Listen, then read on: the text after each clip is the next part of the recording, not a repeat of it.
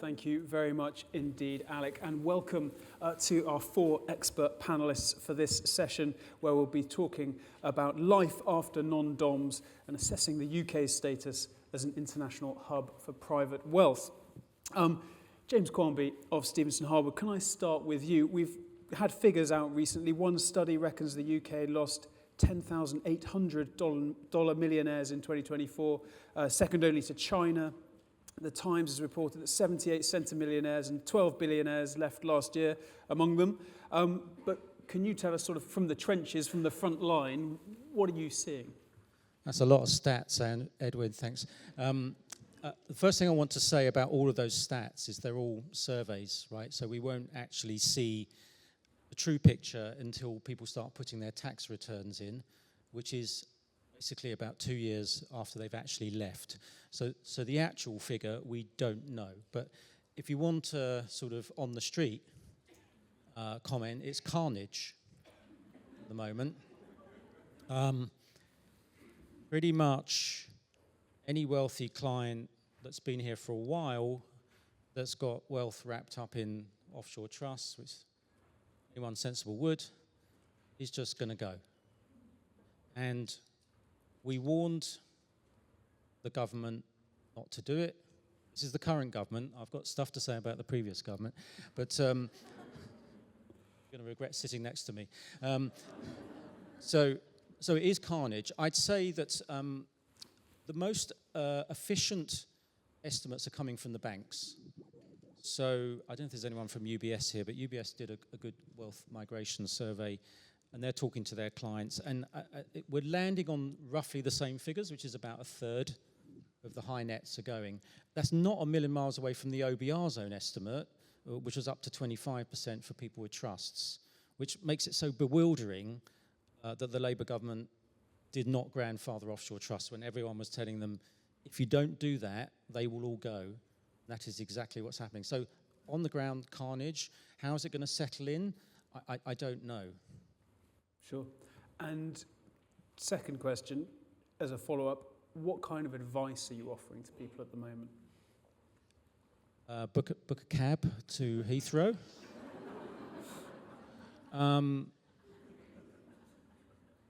fact, we're sponsored by a cab company, aren't we? We are actually, yes. So there you go. Was it Black Lane? Is it Black Lane? Black Lane, there you are. Slightly louder for us. Special discount for departing non-DOMs. Now, in terms of advice for those the same, if I could just break it down into 2 bits for you.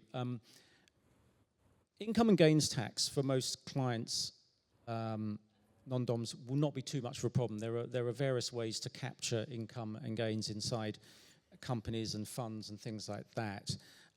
So I'd say that the clients that are not bothered about inheritance tax, because maybe they're young and they're married, one of the few benefits of getting married, by the way, is that when you die, your assets pass to your spouse inheritance tax-free.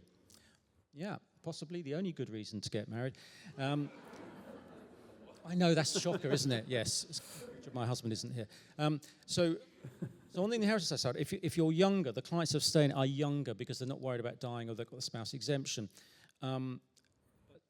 The other clients that have got the IHT, I can't plan that away, all right? So I think on the income and gains tax side, it's looking at funds, it's looking at corporate blockers like family investment companies, and anyone in insurance is going to love this, but the new business going into offshore bond companies has shot through the roof, right? Because if you put your investment assets inside an offshore bond, there's no tax until you redeem.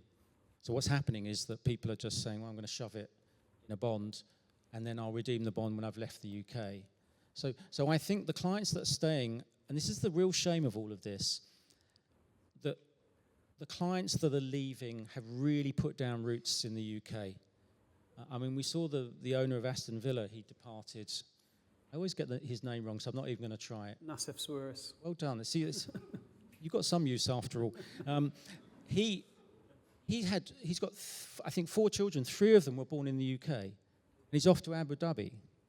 And it just shows you that the feeling of discontent amongst non-DOMs is so high, they're willing to uproot their families, their family offices and everything else and go somewhere else. They feel that the social contract has been well and truly broken. And as a Brit myself, joking aside about driving people to the airport, it's a shame, because actually we could build a tax system and a visa system which will attract high net worths into the country. And one final thing, Edwin, because there are a lot of people here in business. You're 90% more likely to invest in the UK if you live in the UK. So we get rich people living here, they will invest here because they will see opportunities on the ground. They'll come to events like this, they'll meet people, they'll invest. They won't be doing that in Abu Dhabi. Sure. Thank you very much, James, and a good way to open up after lunch.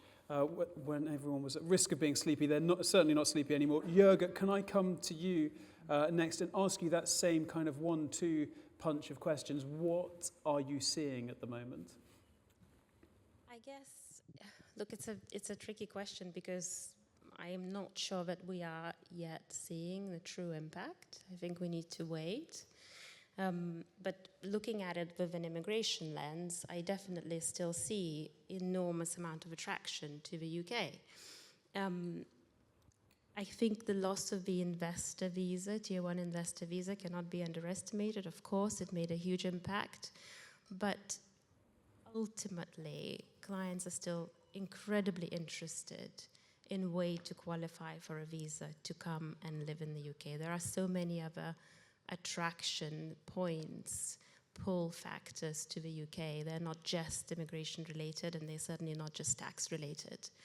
I think that when you are planning a life around your family, the rule of law, the education system, the rest of it, I think, is incredibly important. And I think that is the conversation we're still very much having with multiple clients.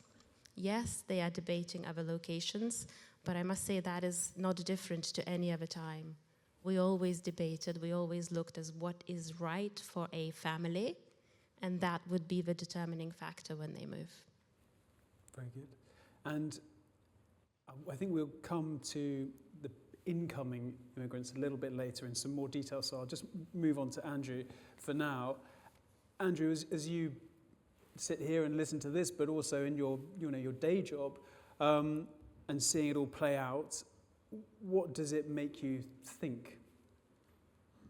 Well, it's a catastrophe. I mean, I'm a patriot and a businessman before I am a politician. And anybody who attacks wealth creators, the golden geese that the United Kingdom is lucky to have. This is a wonderful, wonderful country. It's still a wonderful country. It will be a wonderful country once we've got rid of this government. But we have so many formidable natural advantages, and the economy of the United Kingdom fundamentally depends on trade. It depends on the mix between people, capital and ideas. If London has one unique standout quality, it's the interplay between global mobile capital and the very best ideas, whether they're in the creative industries, in the financial and professional services, science and research. And it's a hugely livable city in a temperate climate with the English language, the rule of law. So what formidable advantages we have.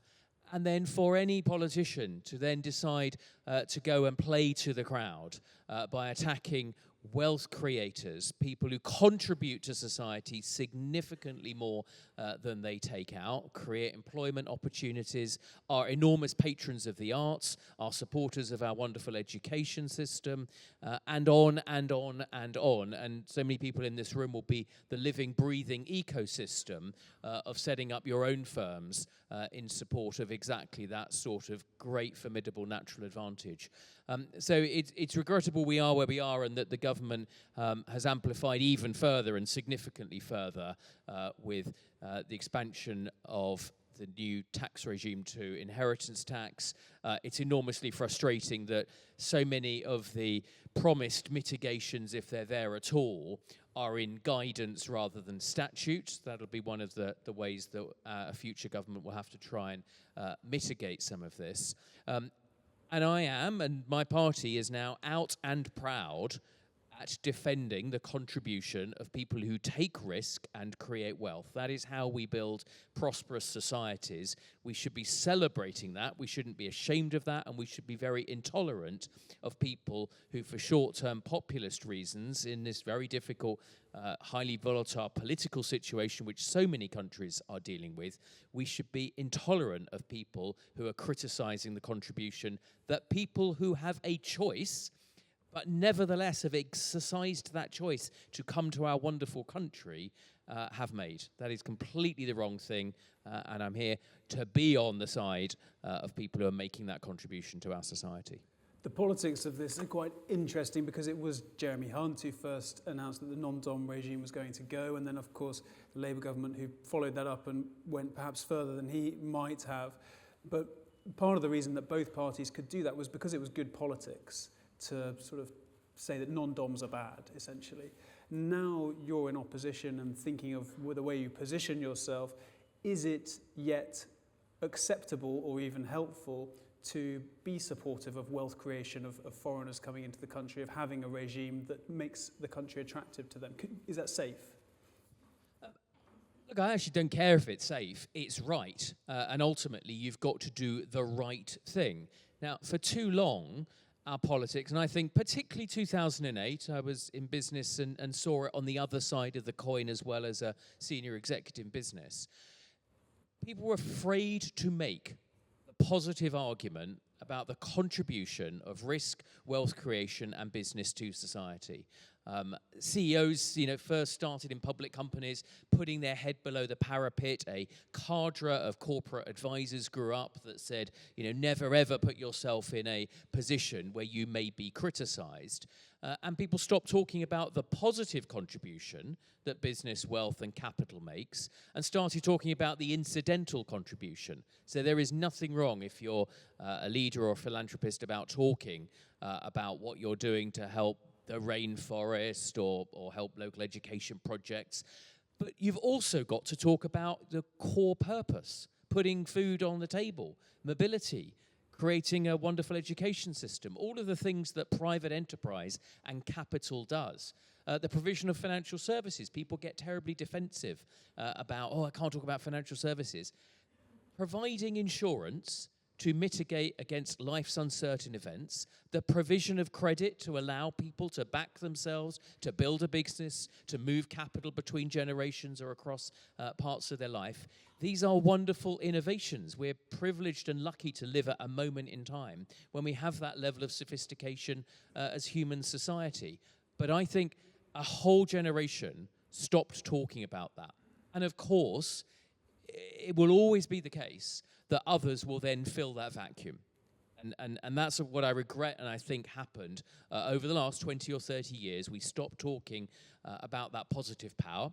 We weren't always honest about the state of the public finances. We weren't honest about the trade-offs that say you have to have wonderful innovations like the City of London, like global international capital coming and investing in your country, if you wish to maintain the same level of public services, the same safety net, the same national health service system that we've done in the past. I'm here perhaps people would say recklessly as somebody involved in politics, although I don't consider myself a politician. I'm a business executive who is trying to do my best to give us as a country the better leadership that will make, once again, the United Kingdom a fantastic place for people from around the world to beat a path, come and relocate here and come and invest here, as they have done for generations. And by the way, reciprocally, because as you travel around the world, you will also find a similar contribution that people who live in this country have made to other countries. Thank you. And Karen, can I come to you now and ask you, as someone who is based in Barbados, as you look across the Atlantic Ocean through whatever lens you choose, and you see what's going on in the UK, what's your takeaway? What do we look like to you? So I'm going to support what James said, and if you're taking that cab to Heathrow, you should go to Barbados. and so because the developments in the UK is really positioning Barbados as one of the islands in the Caribbean, to foster the growth and to encourage the investment by the non-dom. Up to 2 days ago, I personally, in my law practice, we've had a request from a non-dom who is looking to invest in real estate in Barbados and to move his family there. So what do we have to offer if you don't know Barbados at all? We are English speaking. We have the British Commonwealth as our legal system. Political stability, it is a safe environment. Literacy rate is 99%. And we have established an international hub where for persons who are reassessing their structures, reassessing their investments right now based on the changes in the UK, they are looking at our trust structures, our corporate holding structures, just to name a few. So for us, the way that we see it is Barbados is really positioned and poised to receive the non-DOMs at the moment as the hub of the Caribbean. Is there any nervousness domestically about attracting wealthy people, as there was here? No, there isn't, because our government currently, they are balancing between the questions of inequality and economic development and growth. So our focus generally is to ensure that there are certain sectors that are developed. It gives us job creation, professional development. It brings in that capital investment or income so that it develops those sectors that would benefit the country as a whole. So it is a balancing act. Obviously, there is public discourse, but it is balanced with economic development. Sure. And are you in competition, do you think? Do you see yourself in competition with other states, other nations who are similarly trying to attract wealthy people? There's always competition, but I think that Barbados has a valued proposition. I think that Barbados is a lifestyle connected with business development, proper global strategies, good governance. So there will be competition, but not for the want of not sounding biased. I do believe that we stand above the rest. Jurga, you have a very good view of kind of what's going on and the movements of people and the attractiveness or not of certain jurisdictions. I mean, there are some that people already know about quite well, but are there some other sort of emergent nations in this respect? Barbados? Yeah, of course. Look, I think you always have to look through the lens of what is right for the family, right? So again, I repeat myself, I realize that, but it is a really important point, and I agree with you, Barbados is a lifestyle, right? So it really is a fabulous location. If you look at some of the research and studies conducted recently in terms of where is the tilt happening at the moment, we have not plugging anything, but we do have a really fabulous study published by Deloitte in relation of family offices and where are we seeing the growth of those establishments globally right now. And I think in 2024, the tilt to Asia cannot be underestimated. I think around 28% growth. So that's a phenomenal growth, and that still seems to be the location. Everybody's looking to Asia, and investment propositions are great. I think there are obviously great visa systems in some of those locations there. So that's one. The general tilt to Europe always has been UK for very obvious reasons, and I stand by it even still today. It is still a very much an attractive proposition. I hear everything everyone's saying, but we cannot underestimate the pull of various factors that we're all already discussed. You have Portugal, which still is very attractive. I think the the removal of the real estate to qualify for investor visa, I think, is probably not the great move, and is definitely seeing that popularity dwindle. The other thing that they have against them is, and I'm sorry for anyone here who is from Portugal, is the processing times. It's a really long, prolonged period. So I think that is probably diminishing some enthusiasm. Spain was very popular, but they removed the Golden Coast visa, right? That's a shame. And it's interesting because you can see this investor visa removals. It's becoming a little bit of a trend, and I realize I digress, but it's an important point to make because we saw that in the UK, removal of investor visa. We saw that in Ireland, removal of investor visa. We're seeing Portugal removing the real estate as a qualifying criteria. We're seeing Spain removing the Golden Coast visa. So you can see the trend, and that's a really, really interesting proposition. At the risk of opening up conversation around the US, it is interesting to see what's going to happen there, of course, with a gold visa into the US, gold card, as they call it. So that's also something to see. And again, North America always has been a very popular location. £5 million Chemi card, perhaps, Andrew? Well, look, a clear plan to try and undo some of the damage and celebrate our strengths is what we're working on. So as part of a policy process, it makes sense, and I would have done this in business, to listen and get advice, and I'm already working with groups about what can be a best-in-class offer. So an investment visa, absolutely part of that. I think we've also got to learn from what is going to work. So I talked before, I mean, you need confidence and certainty. And let's be sensible. If people have moved, they've started to make a life somewhere else, they've found love, they've found work, the frictions to try and get people back are very hard.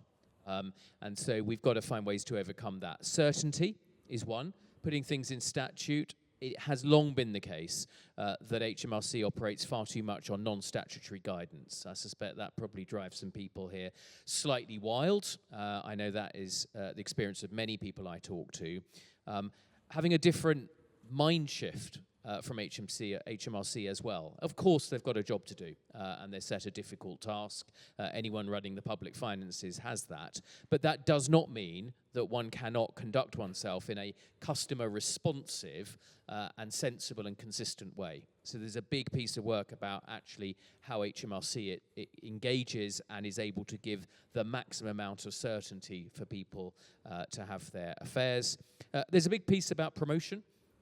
You've got to put yourself forward as a country. You've got to actually set out. You know, when did you last see a prospectus for the UK marketing itself? And we've got so many advantages that we've almost been complacent about talking about those. You know, whatever you pick, even the climate as you wander around London today, but whatever domain you pick, we've got deep expertise and opportunities here in the UK, and it would be good to have a government that can actually put those forward in a very positive way. And I'm going to have a big hole to fill. No one knows definitively. It's one of the natures that it will be, as James said, it'll only be after the event.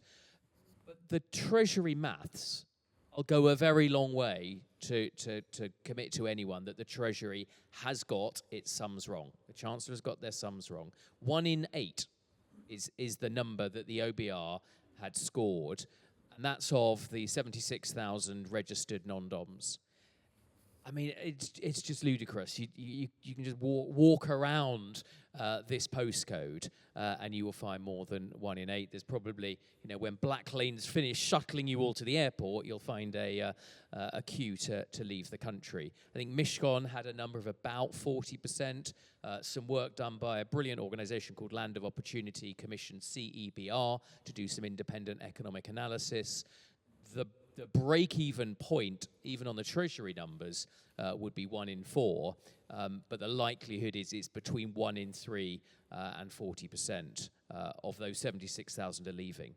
The final point, if I may, is the tragedy of this, and where we should all be properly frustrated, cross, sad, whatever we do, is not just 76,000 current golden geese wealth creators that this country is losing, but also a generation who won't show up on any numbers, but are finding their way to parts of the world where they feel the government has got their back, where they feel they've got the chance to build capital, to accumulate without punitive taxes, that their success will be culturally celebrated. And it's very, very hard for any country if it decapitates the top 1 or 2% of the most creative, brightest, sharpest minds to get that back. And you know, we should be cross. Not in a partisan way. We should just be cross about that is happening to our country on the current watch, and we have to fix this. I guess the second final point is this is still a country that is a capitalist country that loves wealth creators with a centre-right majority. And what happened at the last election, for those of you that don't follow our politics in detail, was that the current government got about 24.5% of the vote. It's a real historical aberration. Wasn't to the advantage or credit of my party, but just be reassured, the UK will be back. We will get a government that was once again on the side of those who want to create wealth here. James, I want to come to you next, but I'll just say to the audience that we will have questions directly from the floor, but also from Slido, our platform, so slido.com, if you'd like to put any questions in that way. James, I mean, you've been sitting there patiently, and I'm sure there's several things that you would like to say. I'll ask you about where you think we should go from here and what should be done, but you might have other things to say as well. Yeah, I'm going to firstly congratulate you for what you've said. That's good. But there's always a but, Andrew, that I think there's a fear in this country of promoting commerce and the accretion of wealth. And hit you with the stats. You know this, is, of course, Andrew, but the top 1% taxpayers in this country generally will pay 30% of all the income tax. So when we're looking at the non-dom community, wealth distribution amongst non-doms is not dissimilar. So the real shocker is that all it takes is 10% of the wrong non-doms to leave, and we could wipe out half of the 12.4 billion that we currently take from DOMs and deemed DOMs. Put that into perspective. For every one non-dom that leaves, you need to replace that person with 15 ordinary taxpayers. That's people actually working and paying tax. That's a shocker. So it's very disappointing that your party introduced a policy literally on the back of a fag packet 2 weeks before the budget. I think that was done for political reasons. I don't think it was thought through properly. Jeremy took the worst possible iteration of what the Labour policy would be, which is 4 years, which is ludicrous. That's just going to promote butterflies coming here. What we want is certainty, and business people, you know, you're a business person yourself, they make rational decisions based on information. And if all you see is governments changing the rules every 5 minutes, they're not going to do it. The reason Italy and Greece, for instance, now if you said to me 10 years ago that a client would move to Greece to save tax, I'd think they're clinically insane, right? Because Greece has had basically quasi-communist governments, and I've got clients, big clients, like 200-300 million of wealth moving to Greece.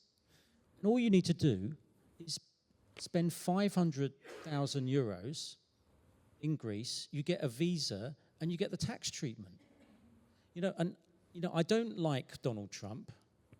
I don't like most of what he does, and it probably will never happen, right? Because he just says stuff and just to wind us all up, I think. It's like one great big practical joke, isn't he? But anyway, the idea of the American gold card is fantastic. And what I'd like to see when you're having your discussions, guys, it's not often I get this opportunity to nail a politician on stage, but when you're having your discussions, what we need is like a 10 or a 15-year period where there's a minimum investment in the UK. I'm quite happy with 5 million, where they also get to pay a fee, maybe 150,000. If you think about it, if you gave them 10 years of a visa and the tax treatment, for every immigrant that comes in, you get 1.5 million just given to you, plus a £5 million investment.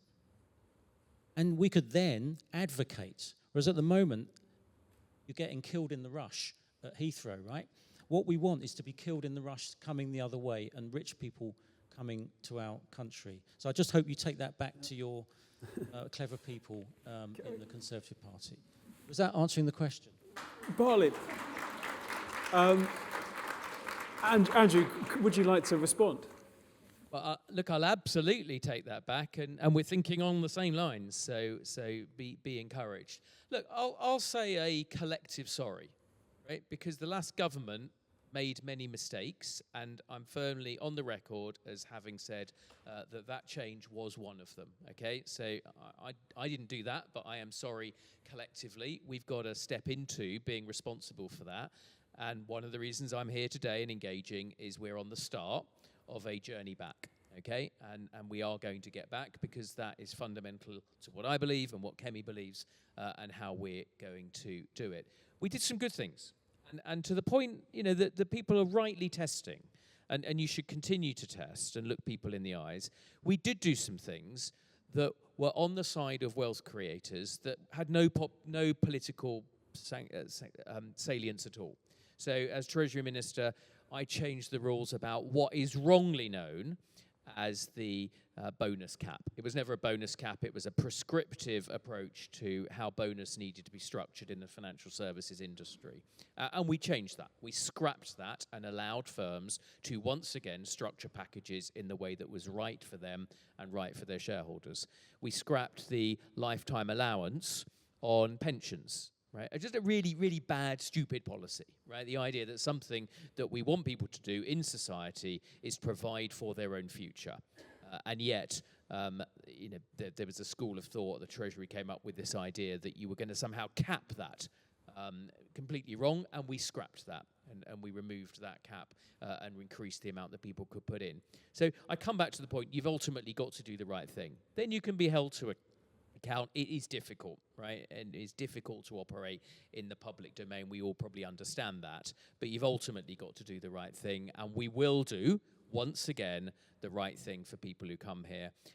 And there's a big piece about also how you positively celebrate wealth, right? You've got to, I mean, even if you just think about how do you motivate the next generation of people who are going to build businesses, take risk, be entrepreneurs, we've got to find ways of actively celebrating that as well. That's the biggest thing. If I wish I could transplant some DNA for some of the other buzzy zeitgeist places in the world into the UK DNA today, it would be a little bit more of that celebrating people who have created wealth, particularly through entrepreneurship or risk-taking. And Andrew, just can't resist the opportunity, sorry. You talked about succession of wealth. I therefore assume that the Conservative Party will reverse the extremely damaging restriction to BPR and APR, particularly the tax on farmers, which I find abhorrent. Yes, we absolutely will. So although we're at the start of a policy process, you don't want to suddenly publish everything on day one, and it is not credible that I just go into a back room and make up a load of policies without consulting and working with people like that. But we've got three very, very clear fiscal policies, if you want. One is the reversal of the changes to BPR and APR. Good. Enormously damaging. I happen to represent a fairly rural district, which will bite savagely. But the other one is the very vindictive attack on independent education. No other European country imposes value-added tax on education. This government has singled out one subsector of a subsector of education and vindictively changed the fiscal code to do that. We will reverse that on day one as well. So day one, pretty busy on doing those. Day two, we will come up with a brilliant proposition to re-attract people to stay here and bring their wealth here. Invite me into your offices and I'll help design a brilliant one for you. Done. Very good. Okay, well, we will open to questions from the audience because I think there may be a number in particular for this discussion. So let's warm up the mics. Some have already come through on Slido here. I've got one for Karen, actually. Karen, could you talk to us a little bit about any specific opportunities and incentives that Barbados has rolled out to attract investors? So yeah, absolutely. So what I wanted to touch on as well is our immigration policies, which is a major incentive for the non-dom or for any investor. So as you know, we do have Barbados is the leading country on what we call the welcome stamp. And so our welcome stamp is an immigration policy available to the nomads. And in essence, what it does is that it permits you to work remotely from Barbados. You can be there for up to a year. And as of now, it's been renewable for 3 years, going strong. And you really don't need much to qualify. 50,000 US annual income, and your application is done online. And once you are remotely working, what we find is from the UK in particular, you are the second largest country for applicants coming under our welcome stamp. Right now, the program started in 2021, and it has over 8,000 applicants under that. What we find is that a lot of persons who come to our island, explore what we have under our welcome stamp, tend to stay on and invest and grow their business. Families are welcome, so it's not just individuals. Families are about 49% of our applicants. And the next most popular immigrant status is our special entry permit, and that's the one where it's a residence by investment. So we do have that permit. It is not citizenship by investment, it is residence by investment. Our subscription to that program is $2 million US investment, either in property or in some sort of investment on island. And you're allowed to live either indefinitely or for a 5-year period renewable to indefinite.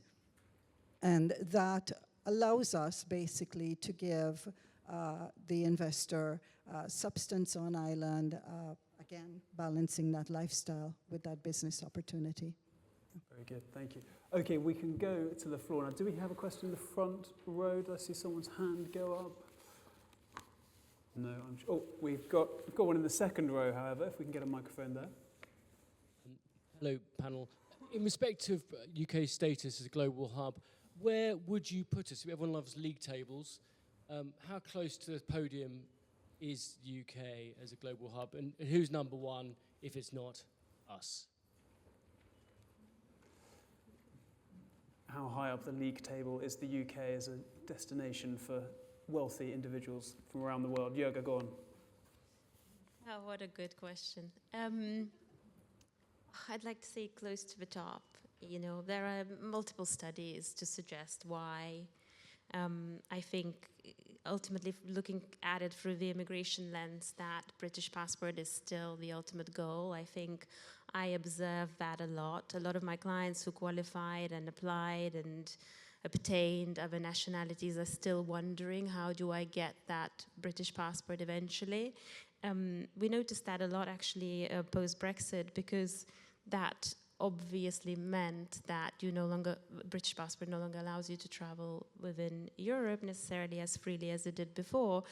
So people who applied for Maltese citizenship were still thinking, wait, how do I obtain that British passport eventually? So I would like to say it's still right there. I'm sure some of my panelists will probably disagree with that. Can we push you for a number? Can we push you for a Number one. Number one, okay, good.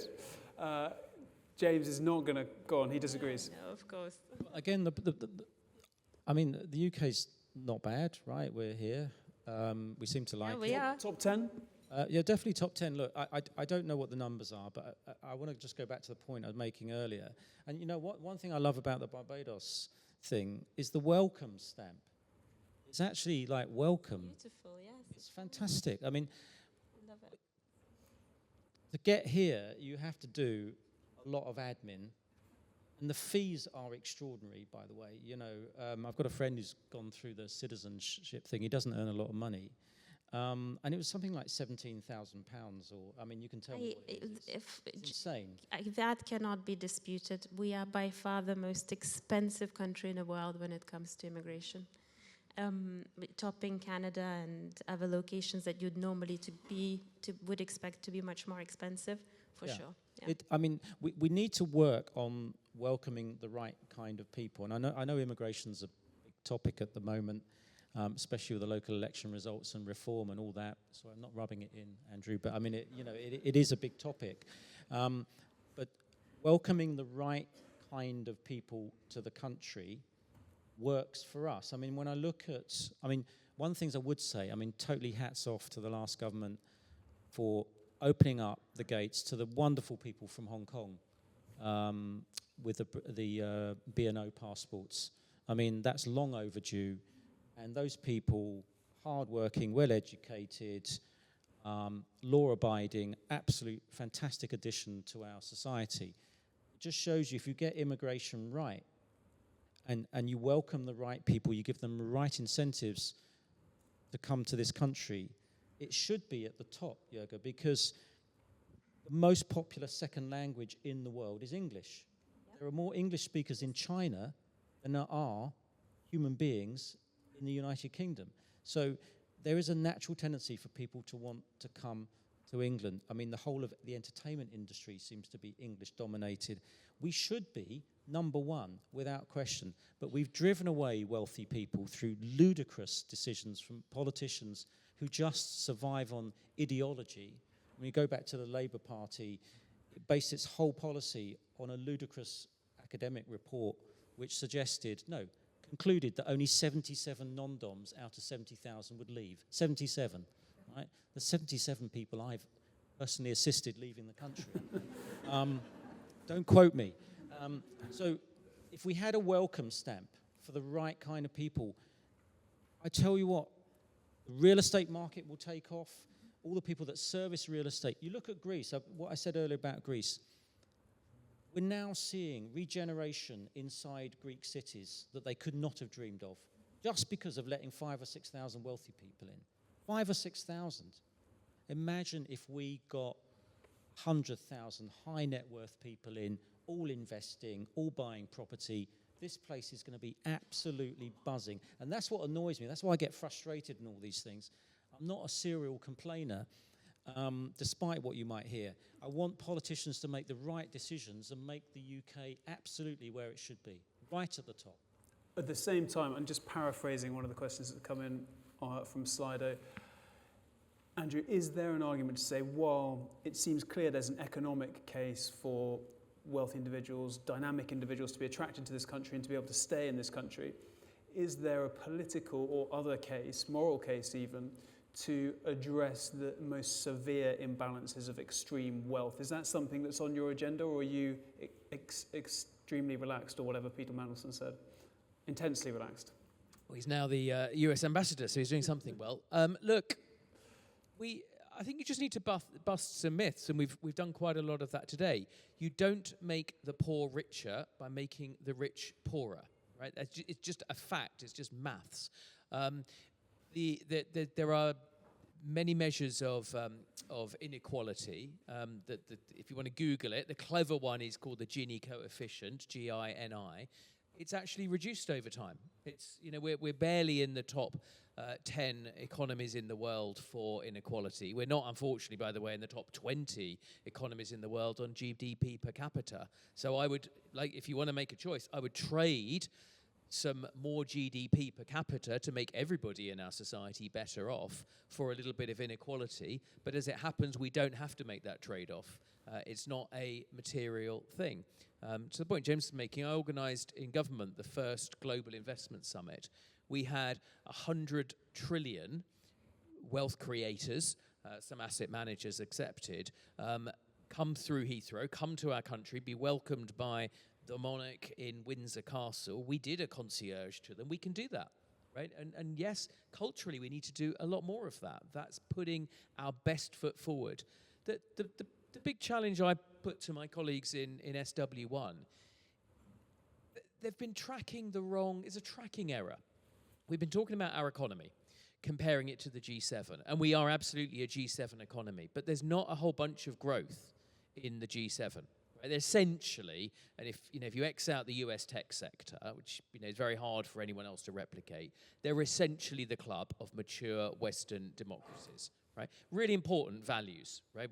We don't often talk enough about values, and I do believe that values are important. But ultimately, if you want to continue societies to keep faith with democracy, and not all of the countries that people are leaving our country for are fully fledged democracies, then you've got to deliver.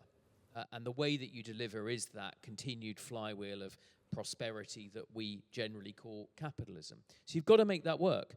So whilst politicians in Westminster and a whole class of commentators have been talking about the G7, that's the veterans race, right? That's not the way you want to be competing. That is not the pace car for a modern, forward-looking, progressive UK economy. We need to, at worst, be comparing ourselves to the G20, some of the faster-growing nations there that are delivering real improvements in GDP per capita. We can do all of these things. None of these problems are in any way intractable. We will seek out your advice, the advice of others, and we will put in place a regime that does return the flow of wealth created to this country, that does grow our economy, that does continue to make us a progressive, inclusive society that benefits from being London is the most diverse city on the planet by country of birth origin. There's lots and lots of things we can celebrate. We can do these things, but a lot of it starts from that cultural insight that you've got to want to welcome people in, and you've got to value them when they get here, and you've got to try hard to keep them and justify them. Andrew Griffith, thank you very much indeed. I'll thank all of our panellists alongside you, James Quarmby, Karen Perreira and Jurga McCluskey. Thank you very much indeed for being here. Thank you.